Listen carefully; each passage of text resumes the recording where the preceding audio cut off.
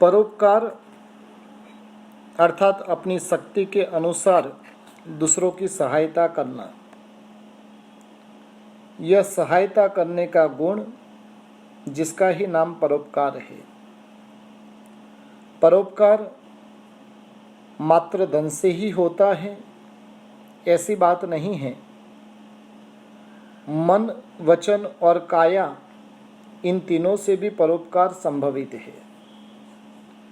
कोई व्यक्ति शरीर से कमजोर हो तो अपने काय बल से आप उसकी सहायता कर सकते हो।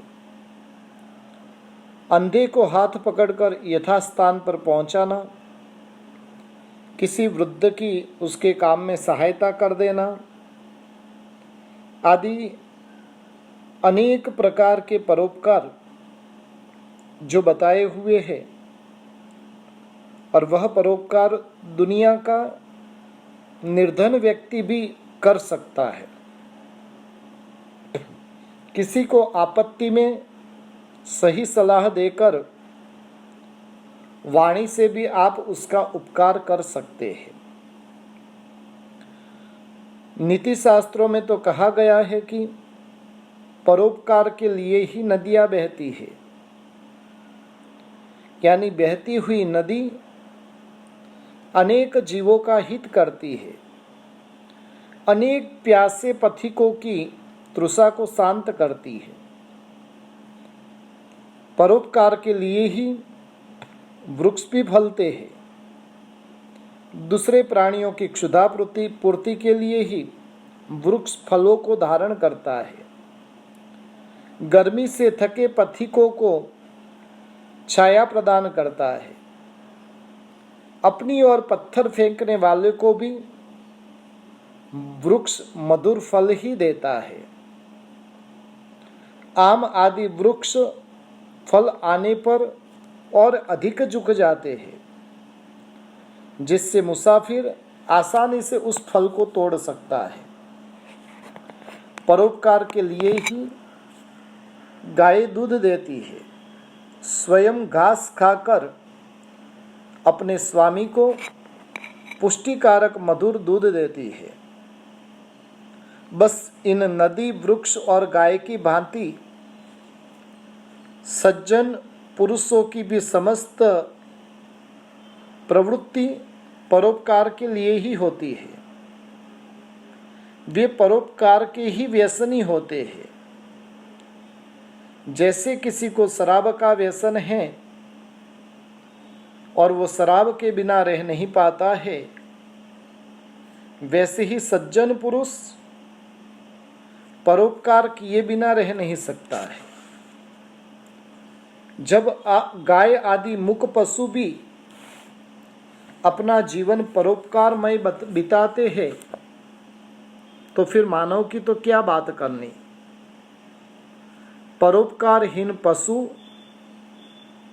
वह उसकी कोई महत्ता नहीं है। उसी प्रकार से परोपकारहीन जीवन पशु से भी हीन जीवन रहा हुआ है। जो व्यक्ति मात्र अपने स्वार्थ की ही चिंता करता है, दूसरे की पीड़ा का लेस भी विचार नहीं करता है, वह व्यक्ति वास्तव में इस पृथ्वी के ऊपर भार समान है। परहित के समान कोई श्रेष्ठ धर्म नहीं है और दूसरों को पीड़ा देने के समान कोई अधर्म नहीं है। परोपकारी व्यक्ति जो होते हैं, वो वास्तव में मेघ के समान होते हैं। मेघ समुद्र के खारे जल का भी शोषण करके आखिर में वो सबको मीठा जल ही प्रदान करता है। वैसे ही परोपकारी व्यक्ति स्वयं आपत्ति सहन करके भी अन्य को आपत्ति से मुक्त कराता रहता है। जगत में मनुष्य 4 प्रकार के होते हैं: उत्तमोत्तम, उत्तम, अधम और अधमाधम। पहली कक्षा का मनुष्य जो बिना कोई कारण से उपकार करते ही रहते हैं, जिनके भीतर में किसी भी प्रकार की प्रतिफल की इच्छा नहीं होती है, वह व्यक्ति शत्रु और मित्र दोनों को समान गिनकर आपत्ति में पड़े हुए व्यक्ति की सहायता करता है। वह उत्तमोत्तम मनुष्य कहा जाता है। उत्तम प्रकार का जो मनुष्य होता है वह अपने उपकारी पर उपकार करता है। उपकारी के उपकार को चुकाना उसे वह अपना कर्तव्य समझता है और इसलिए अपने उपकारी के प्रति जो भी कर सके वो सब कर चुकने की उसकी भावना होती है।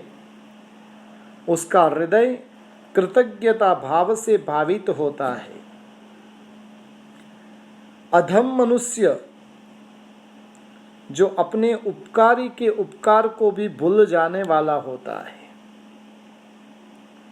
कई मनुष्य ऐसे होते हैं, किसी ने यदि उपकार भी किया है तो उसे उपकार के स्वरूप में समझता ही नहीं है और वैसा मनुष्य अधम की भूमिका का है। और अंतिम नंबर के अंदर अधमाधम मनुष्य, जो व्यक्ति अपने उपकारी के ऊपर भी अपकार करने वाला बनता है, उसकी प्रकृति मनुष्य की होते हुए भी वो राक्षस के तुल्य होता है। ऐसे व्यक्ति का जो जीवन है वो निरर्थक रहा हुआ है। मानव जन्म से नहीं लेकिन गुणों से महान होता है। गुणों के द्वारा ही मानव जगत में पूज्य बनता है। गुण से रहित मनुष्य वो पशु के समान है। एक प्रसंग है, दो गरीब व्यक्ति थे, उनके पास में थोड़ा भी धन नहीं था। इस कारण वे प्रतिदिन परमात्मा से प्रार्थना करते थे। उनमें से पहला भगवान से इस प्रकार प्रार्थना करता था, हे भगवान, मैं दरिद्र हूँ, मैं निर्धन हूँ, मैं दीन हूँ, मुझ पर कृपा करो। मैं भूखा हूँ, कृपा करके मुझे धन दो। और इस प्रकार की वो प्रार्थना करता था। दूसरा व्यक्ति, हे भगवान, मैं अभागा हूँ, अधन्य हूँ कि मैं किसी की सहायता नहीं कर पा रहा हूँ, इसलिए हे भगवंत, मैं किसी की सहायता कर सकूं और ऐसी शक्ति मुझे दो। दोनों ही व्यक्ति दुखी है, दोनों ही धनहीन है, लेकिन फिर भी दोनों के बीच में बहुत बड़ा अंतर रहा हुआ है। एक दुखी है धन के अभाव में और दूसरा दुखी है दान के अभाव में। एक को धन नहीं मिलने का दुख है, दूसरे को धन नहीं दे सकने का दुख है। इसलिए जो व्यक्ति धन से दुखी है वो वास्तव में दुखी है, और जो व्यक्ति दूसरों की सहायता नहीं कर पा रहा है और इसलिए वो दुखी है, वो गुणों से दुखी है।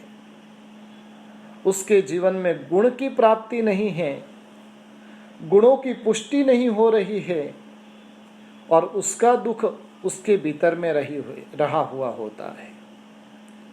तीर्थंकर जैसे तीर्थंकर की आत्मा भी परार्थ व्यसनी होती है।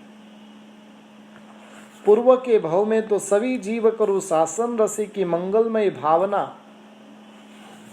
जगत के समस्त जीव अपनी आत्मा का कल्याण करें, जगत के प्रत्येक जीव शाश्वत सुख को प्राप्त करे और इस प्रकार की मंगलमय भावना तीर्थंकर देवों की होती है और इस भावना के बल पर ही वो तीर्थंकर नाम कर्म की निकाचना करते हैं। यानी परोपकार की भावना वो अंततः तीर्थंकर नाम तक पहुंचाने का काम यदि कोई भावना करती है तो परोपकार भावना करती है।